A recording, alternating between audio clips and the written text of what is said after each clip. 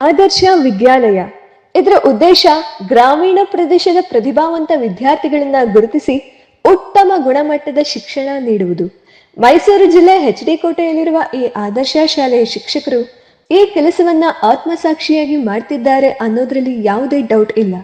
ಇದಕ್ಕೆ ಸಾಕ್ಷಿ SSLC result. ವೀಕ್ಷಕರೇ, ಹೇಳಿ ಕೇಳಿ ಎಚ್.ಡಿ. ಕೋಟೆ ಹಿಂದುಳಿದ ತಾಲೂಕು, ಹಳ್ಳಿಗಳಿಂದ ಕೂಡಿರುವ ತಾಲೂಕು. ಇಂತಹ ತಾಲೂಕಿನಲ್ಲಿ ಉತ್ತಮ ಗುಣಮಟ್ಟದ ಶಿಕ್ಷಣ ಸರ್ಕಾರಿ ಶಾಲೆಗಳಲ್ಲಿ ಸಿಗುತ್ತೆ ಅನ್ನೋದು ಕೆಲವರಿಗೆ ಅನುಮಾನ. ಈ ಅನುಮಾನಕ್ಕೂ ಹಲವಾರು ಕಾರಣಗಳನ್ನ ಕೊಡಬಹುದು.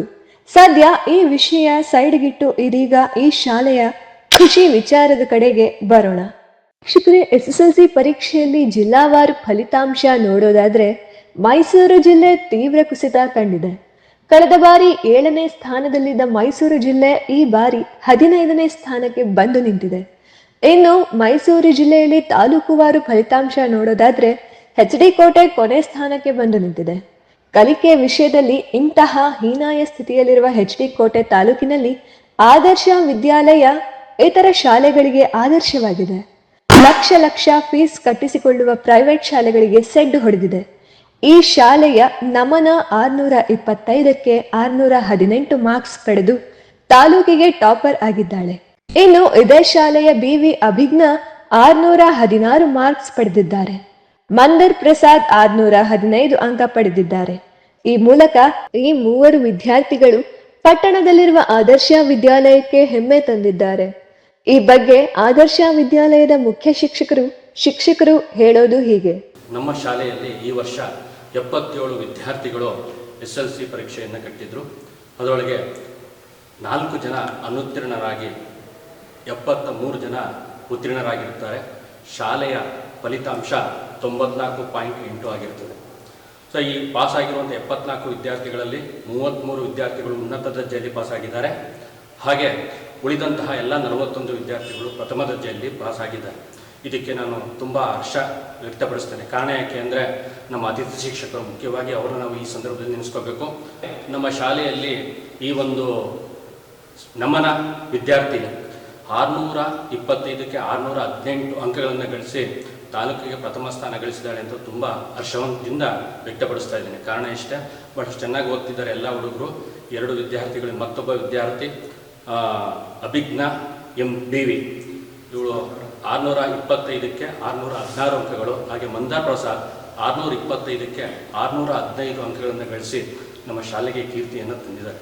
ಎಲ್ಲರಿಗೂ ಸಹ ನಮ್ಮ ವಂದನೆಗಳನ್ನು ಅರ್ಪಿಸ್ತಾರೆ. ನಮ್ಮಲ್ಲಿ ಸಾಕಷ್ಟು ವಿದ್ಯಾರ್ಥಿಗಳಿಗೆ ಇಂಗ್ಲೀಷ್ ಪರಿಚಯ ಬಹಳ ಕಡಿಮೆ ಇರುತ್ತೆ. ಅಂಥವ್ರಿಗೆ ಫಸ್ಟ್ 2 ವರ್ಷ ನಾವು ತುಂಬ ಕಾನ್ಸಂಟ್ರೇಷನ್ ಮಾಡ್ತೀವಿ. ಅವರು ಇಂಗ್ಲೀಷ್ನಲ್ಲಿ ಬರೆಯೋದಕ್ಕೆ, ಅವರ ಸ್ಕಿಲ್ಲನ್ನು ಇಂಪ್ರೂವ್ ಮಾಡೋದಕ್ಕೆ ಪ್ರಯತ್ನವನ್ನು ಪಡ್ತೀವಿ. ಸೊ ನಮ್ಮಲ್ಲಿ ಸಮರೀನ್ ಮೇಡಮ್ ಅಂತ ಆಂಗ್ಲ ಶಿಕ್ಷಕರಿದ್ದಾರೆ. ಅವರು 6ನೇ ತರಗತಿ ಖುದ್ದಾಗಿ ಅವರೇ ತೆಗೆದುಕೊಂಡು ಅವರೇ ಒಂದು ಹಂತದಲ್ಲಿ, ಅಂದರೆ ಮುಂದೆ ಯಾವುದೇ ಪಾಠಗಳು ಅವರಿಗೆ ಸುಲಲಿತವಾಗಿ ಅರ್ಥ ಆಗೋ ರೀತಿ ಅವರು ಇಂಗ್ಲೀಷನ್ನು ಮಾಡಿದ್ದಾರೆ. ತದನಂತರ ನಮ್ಮ ಶಿಕ್ಷಕರು ಉಳಿದ ಎಫರ್ಟನ್ನು ಹಾಕಿ ಈ ಒಂದು ಶಾಲೆಗೆ ಕೀರ್ತಿಯನ್ನು ತಂದಿದ್ದಾರೆ. Sir, HD. ಕೋಟೆ ತಾಲೂಕು ಅಂದರೆ ಹಳ್ಳಿಗಳಿರುವ ಪ್ರದೇಶ. ಇಲ್ಲಿನ ಮಕ್ಕಳು ಇಂಗ್ಲೀಷ್ ಮೀಡಿಯಂ ಅಂದರೆ ಒಂದು ಸ್ವಲ್ಪ ಭಯಪಡ್ತಾರೆ ಅಂತ ಅವ್ರಿಗೆ ಏನು ಹೇಳ್ತೀರಾ ಸರ್? ಈಗಿನ ಒಂದು ಆಧುನಿಕ ಯುಗದಲ್ಲಿ ಎಲ್ಲ ಪೋಷಕರು ತಮ್ಮ ವಿದ್ಯಾರ್ಥಿಗಳನ್ನ, ತಮ್ಮ ಮಕ್ಕಳನ್ನ ಇಂಗ್ಲೀಷ್ ಮೀಡಿಯಂ ಸೇರ್ಕೋಬೇಕು ಅಂತಲೇ ಇಚ್ಛೆ ಪಡ್ತಾರೆ. ಅಂಥದ್ದಲ್ಲಿ ಸರ್ಕಾರಿ ಶಾಲೆಯಲ್ಲಿ ಭಾಳಷ್ಟು ಕಡಿಮೆ ಸಂಖ್ಯೆಯಲ್ಲಿ ಆಂಗ್ಲ ಶಾಲೆಗಳಿವೆ. ಅಂಥ ಶಾಲೆಯಲ್ಲಿ ನಮ್ಮ ಶಾಲೆನೂ ಒಂದೇ. ಒಂದು ಪರೀಕ್ಷೆ ಮುಖಾಂತರ ಬರ್ತಾರೆ ಅಂದರೆ ಅವ್ರಿಗೊಂಥರ ಹೆಮ್ಮೆ. ಸೊ ಆದ್ದರಿಂದ ಇಲ್ಲಿ ಇಂಗ್ಲೀಷ್ ಮೀಡಿಯಂಗೆ ಯಾವುದು ಕೊರತೆ ಆಗಿಲ್ಲ. ಯಾವ ವಿದ್ಯಾರ್ಥಿಗಳಿಗೂ ಯಾವ ಪೋಷಕರೂ ಭಾಳ ಇಚ್ಛೆಪಟ್ಟು ಈ ಶಾಲೆಗೆ ಸೇರಿಸ್ತಾರೆ. ಆದರೆ ಇವತ್ತು ಸರ್ಕಾರಿ ಶಾಲೆ ಪ್ರೈವೇಟ್ ಶಾಲೆಗಳಿಗಿಂತ ಯಾವುದರಲ್ಲೂ ಕಮ್ಮಿ ಇಲ್ಲ ಅನ್ನೋದಕ್ಕೆ ಈ ಶಾಲೆ ತುಂಬಾ ಒಂದು ಉದಾಹರಣೆಯಾಗಿ ನಿಲ್ಲುತ್ತೆ ಅನ್ನೋದನ್ನ ಪೋಷಕರು ಅರ್ಥಕೊಂಡು ಸರ್ಕಾರಿ ಶಾಲೆಗಳಲ್ಲಿ ಒಳ್ಳೊಳ್ಳೆ ಟೀಚರ್ಸ್, ಕ್ವಾಲಿಫೈಡ್ ಟೀಚರ್ಸ್ಗಳಿದ್ದಾರೆ. ನೀವು ಅವ್ರನ್ನ ನಂಬಿ ಕಳಿಸಿದ್ದೇ ಆದಲ್ಲಿ ನಿಜವಾಗ್ಲೂ ನಮ್ಮ ಸರ್ಕಾರಿ ಶಾಲೆಗಳನ್ನ ಉಳಿಸ್ಬೋದು, ಬೆಳೆಸ್ಬೋದು ಅನ್ನೋದಕ್ಕೆ ಈ ಒಂದು ಶಾಲೆಯ ನಮ್ಮ ವಿದ್ಯಾರ್ಥಿಗಳ ಫಲಿತಾಂಶವೇ. ಇಷ್ಟು ವರ್ಷದ ಫಲಿತಾಂಶವನ್ನ ನೋಡಿದಾಗಲೂ ನೀವು ಗಮನಿಸ್ಬೋದು. ಎಲ್ಲ ವರ್ಷನೂ 100ಕ್ಕೆ 100 ಫಲಿತಾಂಶವನ್ನು ಪಡೆಯೋದ್ರ ಮುಖಾಂತರ, ಅತ್ಯುತ್ತಮ ಶ್ರೇಣಿಯಲ್ಲಿ ಪಾಸ್ ಆಗೋದ್ರ ಮುಖಾಂತರ ವಿದ್ಯಾರ್ಥಿಗಳು ಸರ್ಕಾರಿ ಶಾಲೆಯಲ್ಲಿ ಅಂಕವನ್ನು ಗಳಿಸಿದ್ದಾರೆ. ಸೊ ಸ್ಕೂಲ್ ಕಲಿಕೆ ಜೊತೆಗೆ ಮನೆಯಲ್ಲಿ ಒಂದು ಕಲಿಕೆ ಅದೆಷ್ಟೋ ಅತ್ತೆಗೆ ಕಲಿಸುತ್ತೆ ಒಬ್ಬ ವಿದ್ಯಾರ್ಥಿಗೆ. ಸೊ ನಾವು ಪ್ರತಿ ವಿದ್ಯಾರ್ಥಿಗಳನ್ನು ದತ್ತು ಮಕ್ಕಳು ಅಂತ ತಗೊಳ್ತೀವಿ, ಅಡ್ವೈಟ್ ಮಾಡ್ಕೊಳ್ತೀವಿ. ಪ್ರತಿ ಟೀಚರ್ಸು ಸಹ, ಇರುವಂಥ ಎಲ್ಲ ಟೀಚರ್ಸು ಸಹ ಇಷ್ಟಿಷ್ಟು ಮಕ್ಕಳು ಅಂತೇಳಿ ಡಿವೈಡ್ ಮಾಡ್ಕೊತೀವಿ. ಆ ಮಕ್ಕಳ ಚಲನವಲನವನ್ನು ಅಂದರೆ ಮನೆಗೆ ಹೋದಾಗ ಎಷ್ಟು ಗಂಟೆಗೆ ಓದ್ತಾರೆ ಏನು ಅನ್ನೋದ್ರ ಬಗ್ಗೆ ಪೋಷಕರ ಜೊತೆಗೆ ನಾವು ಫೋನನ್ನು ಮಾಡಿಕೊಂಡು ಅವರ ತುಂಬ ಹತ್ತಿರದಿಂದ ಅವ್ರನ್ನ ನೋಡೋಕ್ಕೆ ಮತ್ತು ಮನೆಗಳನ್ನು ಭೇಟಿ ಮಾಡೋದ್ರ ಮುಖಾಂತರ ಅವ್ರಿಗೆ ಇನ್ನೂ ಹೆಚ್ಚಿನ ರೀತಿಯಲ್ಲಿ ಓದಲಿಕ್ಕೆ ಅನುಕೂಲವಾಗೋ ರೀತಿಯಲ್ಲಿ ಸ್ಕೂಲಲ್ಲಿ ನೋಡಿದ್ರೆ ಎದುರ್ಕೊಬೋದು ಮಕ್ಕಳು. ಅದನ್ನ ಮನೆಗೆ ಹೋಗಿ ಫ್ರೆಂಡ್ಲಿ ರೀತಿಯಾಗಿ ಮಕ್ಕಳಿಗೆ ಯಾವುದು ಡೌಟ್ ಇರುತ್ತೆ, ಏನು ಯಾವ್ದು ಕಷ್ಟ ಆಗುತ್ತೆ, ಇದ್ರ ಬಗ್ಗೆ ನಾವು ಸಮಾಲೋಚನೆ ಮಾಡಿದಾಗ ಮಕ್ಕಳಿಗೆ ಇನ್ನೂ ಓದಲಿಕ್ಕೆ ಅನುಕೂಲ ಆಗುತ್ತೆ. ಹಾಗಾಗಿ ಅವ್ರಿಗೆ ಇಲ್ಲಿ ಶಾಲೆ ಜೊತೆಗೆ ಮನೆಯಲ್ಲೂ ಸಹ ಅವರಿಗೆ ನಾವು ಓದಲಿಕ್ಕೆ ಬೇಕಾದ ಸಹಾಯವನ್ನು ಪ್ರತಿಯೊಬ್ಬ ಟೀಚರ್ ಮಾಡೋದ್ರಿಂದ ಮಕ್ಕಳು ಹೆಚ್ಚಿಗೆ ಅಂಕವನ್ನು ತೆಗೆಯೋದಕ್ಕೆ ಸುಲಭ ಆಗ್ತದೆ ಸರ್. ಸರ್ಕಾರಿ ಶಾಲೆಗಳಂದ್ರೆ ಶಿಕ್ಷಕರ ಕೊರತೆ ಇದು ಕಾಣಿಸುತ್ತೆ. ಇದೊಂದಂತಲ್ಲ, ಎಲ್ಲ ಕಡೆ ಶಿಕ್ಷಕರ ಕೊರತೆ ಇದಿರುತ್ತೆ. ಅಂಥದ್ರಲ್ಲಿ ಉತ್ತಮ ಗುಣಮಟ್ಟದ ಶಿಕ್ಷಣ ಅದು ಎಲ್ಲೋ ಒಂದು ಕಡೆ ಒಂದು ಕೊರತೆಯ ಒಂದು ಆರೋಪ ಕೇಳಿ ಬರ್ತಿದೆ. ನಿಮ್ಮ ಒಂದು ಸ್ಕೂಲ್ನಲ್ಲಿ ಇದು ಎಷ್ಟರ ಮಟ್ಟಿಗಿದೆ? ಶಿಕ್ಷಕರ ಕೊರತೆ ಅನ್ನುವಂಥದ್ದು ಇದೆ. ಅಂದ್ರೆ ಶಿಕ್ಷಕರ ಕೊರತೆ ಅಂದ್ರೆ ಪರ್ಮನೆಂಟ್ ಫ್ಯಾಕಲ್ಟಿ ಕೊರತೆ ಅಂತ. ಆದ್ರೆ ಅದನ್ನ ಫಿಲ್ಫಿಲ್ ಮಾಡ್ಲಿಕ್ಕೋಸ್ಕರ ಅಂದ್ರೆ ಅದನ್ನ ತುಂಬಲಿಕ್ಕೋಸ್ಕರ ತಾತ್ಕಾಲಿಕವಾಗಿ ಒಳ್ಳೆ ಕ್ವಾಲಿಫೈಡ್ ಉಳ್ಳಂತಹ ಅತಿಥಿ ಶಿಕ್ಷಕರನ್ನ ಸರ್ಕಾರ ತುಮಕೂರು ನಿಟ್ಟಿನಲ್ಲಿ ಕೆಲಸ ಮಾಡ್ತಾ ಇದೆ. ನಮಗೆ ನಮ್ಮ ಶಾಲೆಯಲ್ಲಿ ಕರ್ತವ್ಯ ನಿರ್ವಹಿಸಲಿಕ್ಕೆ ಅರ್ಹತೆ ಇರುವಂತಹ ವೆಲ್ ಕ್ವಾಲಿಫೈಡ್ ಟೀಚರ್ಸ್ ನ ರಿಕ್ರೂಟ್ಮೆಂಟ್ ಮಾಡ್ಕೊಂಡು ಅಂದ್ರೆ ಅವ್ರನ್ನ ಸಂದರ್ಶನ ಮುಖಾಂತರ ತೆಗೆದುಕೊಂಡು ಅವರ ಸದುಪಯೋಗ ಪಡ್ಕೊಂಡಿದ್ದೀವಿ ಅನ್ನುವಂಥದ್ದು. ಅದ್ರ ಮುಖಾಂತರ ನಾವು ಉತ್ತಮ ಫಲಿತಾಂಶ ಪಡ್ಕೊ ನಿಟ್ಟಿನಲ್ಲಿ ಕೆಲಸ ಮಾಡಿದ್ದೀವಿ ಅನ್ನುವಂಥದ್ದು. ಅದೇ ತರ ನಮ್ಮ ಬಂದಂತಹ ಅತಿಥಿ ಶಿಕ್ಷಕರು ಕೂಡ ಅದರ ಒಳ್ಳೆ ಕೆಲಸವನ್ನ ಮಾಡಿದ್ದಾರೆ. ಇನ್ನು ತಾಲೂಕಿಗೆ ಟಾಪರ್ ಆಗಿರುವ ನಮನ ಮನೆಯಲ್ಲಿ ಹಬ್ಬದ ಸಂಭ್ರಮ ಮನೆ ಮಾಡಿತ್ತು. ಕುಟುಂಬಸ್ಥರ ಮುಖದಲ್ಲಿ ಮಗಳ ಸಾಧನೆ ಬಗ್ಗೆ ಹೆಮ್ಮೆಯ ಭಾವನೆ ಎದ್ದು ಕಾಣುತ್ತಿತ್ತು. ಬಟ್ಟೆ ವ್ಯಾಪಾರಿ ಆಗಿರುವ ರಾಜಶೇಖರ ಶೆಟ್ಟಿ ಪಟ್ಟಣದ ಹೌಸಿಂಗ್ ಬೋರ್ಡ್ ಕಾಲೋನಿಯಲ್ಲಿ ವಾಸವಿದ್ದಾರೆ. ನಮನ ಟಾಪರ್ ಎಂಬ ವಿಷಯ ತಿಳಿದು ಇಂಡಿಯಾ ಫಸ್ಟ್ ನಮನ ಮನೆಗೆ ಭೇಟಿ ನೀಡಿತ್ತು. ಈ ವೇಳೆ ನಮನ ತಂದೆ ಮನೆಯಲ್ಲಿ ಇರಲಿಲ್ಲ. ಹೀಗಾಗಿ ನಮನ ತಾಯಿ ತೇಜಸ್ವಿನಿ ಅವರು ಇನ್ನು ಸ್ವಲ್ಪ ಹೊತ್ತು ಬಿಟ್ಟು ಬನ್ನಿ ಸರ್, ಅಲ್ಲಿವರೆಗೆ ನಮ್ಮ ಯಜಮಾನ್ರು ಬರ್ತಾರೆ ಅಂತ ಹೇಳಿದ್ರು. ಸರಿ ಅಂದ್ಬಿಟ್ಟು ನಾವು ಸ್ವಲ್ಪ ಹೊತ್ತು ಬಿಟ್ಟು ಅವ್ರ ಮನೆಗೆ ಹೋದಾಗ ಅವರ ಮನೆಯಲ್ಲಿ ಹಬ್ಬದ ವಾತಾವರಣ ನಿರ್ಮಾಣವಾಗಿತ್ತು. ಬಂಧು ಬಾಂಧವರಿಂದ ತುಂಬಿ ತುಳುಕುತ್ತಿತ್ತು. ನಾವೇ ಒಂದ್ಸಲ ಕನ್ಫ್ಯೂಸ್ ಆಗ್ಬಿಟ್ವಿ. ಬೇರೆಯವರ ಮನೆಗೆ ಬಂದ್ಬಿಟ್ವಾ ಎಂಬ ಗೊಂದಲ ಶುರುವಾಯ್ತು.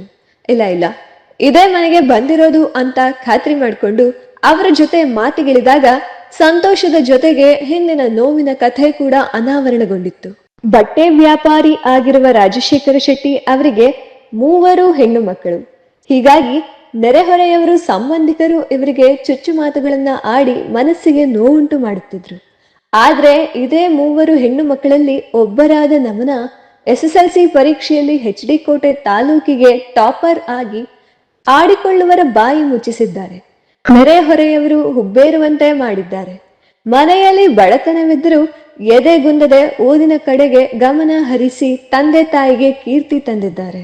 ತಂದೆ ತಾಯಿ ಮಾತ್ರವಲ್ಲ, HD ಕೋಟೆ ತಾಲೂಕಿಗೆ ಹೆಮ್ಮೆ ತಂದಿದ್ದಾರೆ.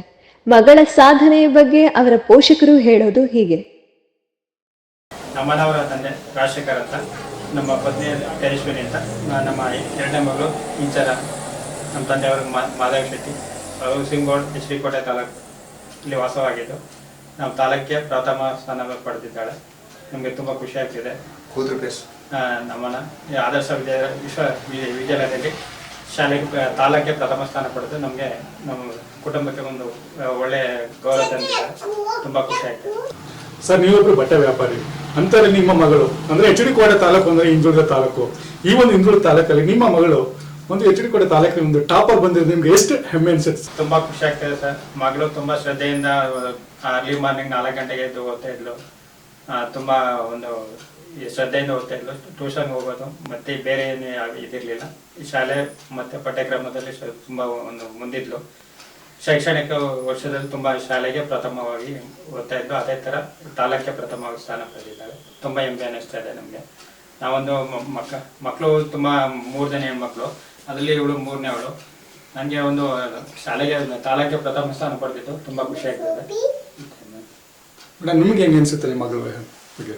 ನನಗೂ ತುಂಬಾ ಖುಷಿ ಅಂತ ಅನ್ನಿಸ್ತು. ಮನೆಯಲ್ಲಿ ಬೆಳಗ್ಗೆನೆ ಎದ್ದು ಓದ್ತಾ ಇದ್ಲು, ಪುನಃ ರಾತ್ರಿ 12 ಗಂಟೆ ಗಂಟು ಓದ್ತಾ ಇದ್ಲು. ತುಂಬಾ ಖುಷಿ ಅಂತು. ಮತ್ತು ಅವರ ಸ್ಕೂಲಲ್ಲಿ ಟೀಚರ್ಗಳು ತುಂಬಾ ಹೆಲ್ಪ್ ಮಾಡಿದ್ರು. ತಂಗಿ ಸಾಧನೆ ಬಗ್ಗೆ ನಿಮ್ಗೆ ಅಕ್ಕ ಆಗಿರೋ ನಿಮ್ಗೆ ಹೆಂಗೆ ಅನ್ಸುತ್ತೆ ಮೇಡಮ್? ತುಂಬಾ ಎಫರ್ಟ್ಸ್ ಹಾಕಿದ್ದಾಳೆ, ಅದ್ರ ತಕ್ಕಂಗೆ ರಿಸಲ್ಟ್ ಬಂದೈತೆ. ತುಂಬಾ ಖುಷಿ ಆಯ್ತು ಅಷ್ಟೇ. ನಮ್ಮಲ್ಲಿ ಈ ತರ ಒಂದು SSLC ಟಾಪ್ ಅಪ್ ಬಂದಿರೋ ಸರ್ ಕೋಟೆ ತಾಲೂಕಿಗೆ, ನಿಮ್ಗೆ ಹೇಗೆ ಅನಿಸುತ್ತೆ? ತುಂಬ ಸಂತೋಷ ಆಯಿತು ಸ್ವಾಮಿ. ಒಳ್ಳೆ ಗೌರವ ತಂದುಕೊಟ್ಟಿದ್ರು ನಮ್ಮ ಕುಟುಂಬಕ್ಕೆ, ಅದಕ್ಕೆ ತುಂಬ ಸಂತೋಷ. ಮಾಸ್ಟರ್ಗಳು ಸಪೋರ್ಟ್ ಮಾಡಿದ್ರಲ್ಲ ಅದಕ್ಕೂ ಒಂದು ಸಂತೋಷ. ತುಂಬ ಸಪೋರ್ಟ್ ಮಾಡಿದ್ದಾರೆ ಟೀಚರ್ಸ್ಗಳು, ಆದರ್ಶ ಸ್ಕೂಲ್ನವರು. ಸರ್ ಸ್ಕೂಲಲ್ಲಿ ಹೇಳ್ಕೊಡುವಂಥ ಒಂದು ಪಾಠಕ್ಕೆ ಮನೇಲಿ ಹೇಳ್ಕೊಡೋ ಒಂದು ಪಾಠಕ್ಕೂ ಭಾಳ ವ್ಯತ್ಯಾಸ ಇರ್ತದೆ. ಅಲ್ಲಿ ಆ ಒಂದು ಇದರಲ್ಲಿ ನೀವು ಎಷ್ಟು ಒಂದು ಅಂದರೆ ಈ ಮನೇಲಿ ಯಾವ ರೀತಿ ಒಂದು ಅವರ ಒಂದು ಕಲಿಕೆ ಅಭ್ಯಾಸ ಇರ್ತಿದೆ ಸರ್? ಪ್ರತಿದಿನ ಒಂದು 2 ರಿಂದ 3 ಗಂಟೆ ಓದ್ತಿದ್ರು ನಿತ್ಯ. ಮತ್ತೆ ಶಾಲೆಯಲ್ಲಿ ಹೋಗಿ ಬಂದಿದ್ದು ಬೇರೆ ಏನು, ಮತ್ತೆ ಟ್ಯೂಷನ್ ಹೋಗ್ತಿದ್ಲು ಬೆಳಿಗ್ಗೆ ಟೈಮ್ ಒಂದು 7 ರಿಂದ 8 ಗಂಟೆವರೆಗೆ ಅಷ್ಟೇ, ಬೇರೆ ಏನು ಇಲ್ಲ. ಏನಿದೆ ಅದು ಅವತ್ತಿನ ಸಿಲೆಬಸ್ ಅವತ್ತೇ ಓದ್ತಿದ್ಲು. ಮತ್ತು ಶೈಕ್ಷಣಿಕವಾಗಿ ಎಲ್ಲದರಲ್ಲೂ ಮುಂದಿದ್ಲು ಶಾಲೆಯಲ್ಲಿ. ಮತ್ತು ಶಿಕ್ಷಕರು ಎಲ್ಲರೂ ಹೇಳ್ತಿದ್ರು ತಾಲೂಕಿಗೆ ಪ್ರಥಮ ಬರಬೇಕಮ್ಮ ನೀನು ಹಾಗಂತ. ಆ ರೀತಿಯ ಬಂದು ನಮಗೆ ತುಂಬ ಖುಷಿ ಆಗ್ತಿದೆ. ಅವರ ಶಿಕ್ಷಕರಿಗೆ ತುಂಬ ಧನ್ಯವಾದ ಹೇಳ್ತಾರೆ. ಮೇಡಮ್, ಚಿಕ್ಕದಿಂದಲೂ ನಮ್ಮನ್ನ ಒಂದು ಓದಿನ ಒಂದ್ರಲ್ಲಿ ಮುಂದೆ ಇದ್ಲ ಹೆಂಗೆ ಮೇಡಮ್? ಚಿಕ್ಕದ್ರಿಂದನೂ ಮುಂದೆ ಇದ್ಲು. ಅವಳು ಫಸ್ಟ್ ಆದಿಚುಂಚನಗಿರಿಲಿ ಓದಿ ಬೆಸ್ಟ್ ಆಫ್ ಅವಾರ್ಡ್ ತಗೊಂಡಿದ್ಲು. ಮತ್ತೆ ಆದರ್ಶ ಸೆಲೆಕ್ಟ್ ಆದ್ಲು. ಎಲ್ಲದರಲ್ಲೂ ಅವಳೇ ಫಸ್ಟ್ ಬರ್ತಾ ಇದ್ಲು. ಮತ್ತೆ ನಮ್ಗೆ ನಮ್ಮ ಮಗಳು ಅಂತ ಹೇಳ್ಕೊಳಕ್ಕೆ ನಮ್ಗೆ ಇವತ್ತು ತುಂಬಾ ಒಂದು ಖುಷಿ ಆಗುತ್ತೆ. ಇನ್ನು ನಮನ ಅವರ ಸೋದರತ್ತೆ ಕಣ್ಣಲ್ಲಿ ಆನಂದ ಬಾಷ್ಪ ಎದ್ದು ಕಾಣುತ್ತಿತ್ತು. ಇದರ ಹಿಂದೆ ನೋವಿನ ಕಥೆ ಕೂಡ ಅಡಗಿತ್ತು. ಅದು ಏನು ಅಂತ ಅವರೇ ಹೇಳ್ತಾರೆ ನೋಡಿ. ಖುಷಿ ಆಗುತ್ತೆ. 3 ಹೆಣ್ಮಕ್ಳು ಅಂತ ಎಲ್ಲ ಯೋಚನೆ ಮಾಡ್ತಿದ್ರು, ಹೆಂಗೆ ಓದಿಸೋದು ಮಾಡಿಸೋದು ಅಂತೆಲ್ಲ. ಈ ಫಲಿತಾಂಶ ನೋಡಿ ತುಂಬ ಖುಷಿ ಆಗುತ್ತೆ. ಎಷ್ಟು ಹೆಣ್ಮಕ್ಳಿದ್ರು ಯೋಚನೆ ಮಾಡಬಾರ್ದು, ಧೈರ್ಯವಾಗಿರ್ಬೇಕು ಅಂತ ಜನಗಳಿಗೆಲ್ಲ ಒಂದು ಧೈರ್ಯ ಬಂದೈತೆ. ಹೆಣ್ಮಕ್ಳು ಅಂತ ಎಷ್ಟೋ ಜನ ಕೀಳಾಗಿ ನೋಡ್ತಾರೆ. ಹೆಣ್ಮಕ್ಳು ಹುಡ್ಕೊಡ್ತಾರೆ, ಹೆಂಗೆ ಜೀವನ ಮಾಡೋದು, ಹೆಂಗೆ ಓದಿಸೋದು ಆ ಥರ ಎಲ್ಲ. ಇವಳು ನೋಡಿ ಜನಗಳಿಗೆಲ್ಲ ಧೈರ್ಯ ಬರಲಿ, ಹೆಣ್ಮಕ್ಳು ಹುಟ್ಟಿದ್ರಲ್ಲ ಅಂತ ಯೋಚನೆ ಮಾಡಬಾರ್ದು ಜನಗಳು. ಹೆಣ್ಮಕ್ಳೇ ಗಂಡು ಮಕ್ಳು ಅಂತ ತಿಳ್ಕೊಂಡು ಅವ್ರಿಗೆಲ್ಲ ಸಪೋರ್ಟ್ ಮಾಡಿ ಓದಿಸಿ ವಿದ್ಯಾಭ್ಯಾಸ ಮಾಡಿಸ್ಬೇಕು ಅಂತ ಕೇಳ್ತೀನಿ. 18 ವರ್ಷಕ್ಕೆ ಯಾರು ಮದುವೆ ಮಾಡಬಾರ್ದು, ಅವ್ರಿಗೆ ಒಂದು ದಾರಿ ತೋರಿಸ್ಬೇಕು, ಇದು ಮಾಡಬೇಕು ಅಷ್ಟೇ. ಈ ಮೂಲಕ ನೀವು ಹೆಣ್ಮಕ್ಳು ಇರೋ ಮನೆಗೆ ಯಾವ ರೀತಿ ಒಂದು ಮೆಸೇಜ್ ಕೊಡ್ತೀರಿ ಮೇಡಮ್? ಅದೇ ಇವಾಗ ವರದಕ್ಷಿಣೆ ದುಡ್ಡು ಕೊಡ್ತಾರೆ ಅಂತ 18 ವರ್ಷಕ್ಕೆ ಮದುವೆ ಮಾಡಬಾರ್ದು. 18 ವರ್ಷಕ್ಕೆ ಮದುವೆ ಮಾಡಬಾರ್ದು. ಅವ್ರಿಗೊಂದು ವಿದ್ಯಾಭ್ಯಾಸ ಕೊಡಿಸ್ಬೇಕು. ಮುಂದೆ ಅವರು ಅವ್ರ ಕಾಲ ಮೇಲೆ ಅವ್ರು ನಿಂತ್ಕೋಬೇಕು. ನಾವು ಎದ್ಕೊಂಡು ಓದೋಕ್ಕೆ ಆಗಲಿಲ್ಲ. ನಮಗೂ ಓದಬೇಕು ಅಂತ ಇಷ್ಟ ಆಯ್ತು ಆಗಿನ ಕಾಲದಲ್ಲಿ. ನಮ್ಮನೆ ಹತ್ರನೇ ಸ್ಕೂಲ್ ಇದ್ದದ್ದು. ಆದರೆ ಜನಗಳಿಗೆ ಸರಿಯಾಗಿ ಎದ್ಕೊಂಡು ಮನೇಲೆ ಇದ್ಕೊಂಡ್ವಿ. 9ನೇ ಕ್ಲಾಸ್ ಬಿಟ್ಬಿಟ್ಟು ಓದಿ ವಿದ್ಯಾಭ್ಯಾಸ ಬಿಟ್ಬಿಟ್ಟು ಮನೇಲಿ ಎದ್ಕೊಂಡೆ. ಇವಾಗ ನನಗೂ ಓದಬೇಕು, ಈ ಥರ ಎಲ್ಲ ಮಾಡಬೇಕು ಅಂತ ಆಸೆ ಐತೆ. ಆದರೆ ಆಸೆ ತೀರ್ಸ್ಕೊಳಕ್ಕಾಗಲ್ಲ. ಮಕ್ಕಳಾದ್ರೂ ಮುಂದಕ್ಕೆ ಓದ್ಲಿ ಅಷ್ಟೇ ಕೇಳ್ಕೊತೀನಿ. ಈಗ ನಿಮ್ಮ ಆಸೆ ನಿಮ್ಮ ಅಣ್ಣನ ಮಗಳು ಪೂರೈಸಿದಂತ ಒಂದು ಖುಷಿ ಇದೆಯಾ? ಸಂತೋಷ ಆಗುತ್ತೆ. ನಿಮ್ಗೆ ಏನಾಗಬೇಕಂತ ಅನ್ಸುತ್ತೆ ಮೇಡಮ್? ಅವರು ಡಾಕ್ಟರ್ ಆಗಬೇಕು, ಇಂಜಿನಿಯರ್ ಆಗಬೇಕು, ಇಲ್ಲ ಮತ್ತೊಂದು ಏನಾರು ಬೇರೆ ಏನಾರು ಆಸೆ ಇದೆ ನಿಮ್ಗೆ? 4 ಜನಕ್ಕೆ ಹೆಲ್ಪ್ ಆಗಂಗೆ ಓದ್ಬೇಕು ಅವಳು ಅಂತ ಆಸೆ. ಇನ್ನು ನಮನ ಅವರ ಚಿಕ್ಕಪ್ಪ ಹೇಳಿದ್ದು ಹೀಗೆ. ನಮ್ಮ ಅಣ್ಣಂಗೆ 3 ಜನ ಹೆಣ್ಮಕ್ಳು. 3 ಜನ ಹೆಣ್ಮಕ್ಳಾದಾಗ ಹೆಣ್ಮಕ್ಳು ಆಯ್ತಲ್ಲ ಅಂತ ಯೋಚನೆ ಮಾಡ್ತಾ ಇದ್ದ. ಇವತ್ತು ಆ ಯೋಚನೆನ ನೀಗಿಸಿ ಗಂಡು ಮಗು ತರ ಅವಳು ಓದಿ ತಾಲೂಕಿಗೆ ಫಸ್ಟ್ ಬಂದಿದ್ದಾಳೆ. ಅದಕ್ಕೆ ನಮ್ಮ ಕುಟುಂಬಕ್ಕೆ, ನಮ್ಮ ಇದಕ್ಕೆಲ್ಲ ಹೆಮ್ಮೆ ತಂದಿದ್ದಾಳೆ, ನಮ್ಮ ಜನಾಂಗಕ್ಕೆಲ್ಲ. ನಮ್ಮ ಮಗಳು ಅಂತ ಅನ್ಕೊಳಕ್ಕೆ ನಮ್ಗೆ ತುಂಬಾ ಹೆಮ್ಮೆ ಆಯ್ತೈತೆ. ಅವಳು ಕಷ್ಟಪಟ್ಟು ಓದ್ತಾ ಇದ್ಲು. ಯಾವುದೇ ಫಂಕ್ಷನ್ ಆಗ್ಲಿ ಏನೇ ಆಗ್ಲಿ ಮೌನವಾಗಿ ಇರ್ತಾ ಇದ್ಲು. ನಾವ್ ಇದೇನ್ ಮೌನವಾಗಿರ್ತಾ ಇದೆಯಲ್ಲ, ನಾವು ಯಾವತ್ತಿದ್ರು ಓದು ಓದು ಓದು. ಅವಳು ಓದ್ತಾ ಇರೋದು ಎಫರ್ಟ್ ಇವತ್ತು ನಮ್ಗೆ ಕನ್ನಡಿ ತರ ತೋರಿಸ್ತಾ ಐತೆ ರಿಸಲ್ಟ್. ಅದಕ್ಕೆ ನಮ್ಗೆ ತುಂಬಾ ಹೆಮ್ಮೆ ಆಯ್ತೈತೆ, ತುಂಬಾ ಖುಷಿ ಆಯ್ತು ನಮ್ಗೆ. ಒಟ್ನಲ್ಲಿ ವಿದ್ಯಾರ್ಥಿ ಜೀವನದ ಮುಖ್ಯ ಮೈಲಿಗಲ್ಲೆ ಎಂದು ಪರಿಗಣಿಸಿರುವ SSLCಯಲ್ಲಿ ನಮನ ಒಂದು ಹೆಜ್ಜೆಯೇ ಮುಂದೆ ಇದ್ದಾರೆ. ಇದೇ ರೀತಿ ನಮನ ಉನ್ನತ ವಿದ್ಯಾಭ್ಯಾಸ ಮಾಡಿ ಅಪ್ಪ ಅಮ್ಮನ ಆಸೆ ಈಡೇರಿಸಲಿ ಎಂಬುದೇ ನಮ್ಮ ಆಶಯ. HD ಕೋಟೆಯಿಂದ ಶ್ರೀಕಂಠ ಈಶ್ವರ್, ಇಂಡಿಯಾ ಫಸ್ಟ್, ನಿರ್ಭೀತಿಯಿಂದ ನಿಮಗಾಗಿ.